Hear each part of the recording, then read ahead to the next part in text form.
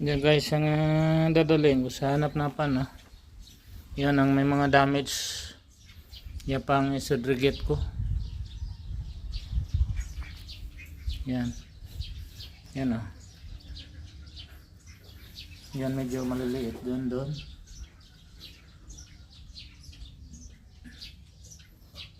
Mayroon pa doon sa gitna pero ibigay ko yun sa iba rin. Siguro ito tama na to sa nagnapan.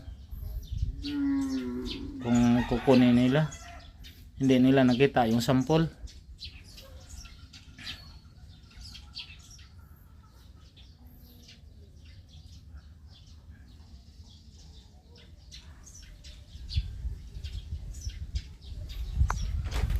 Yan guys.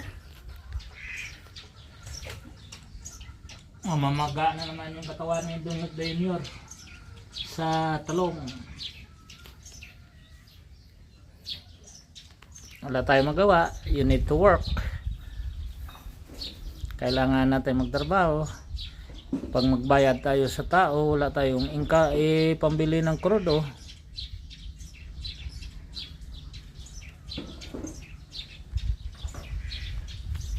Yan lang ang kuwan sa atin.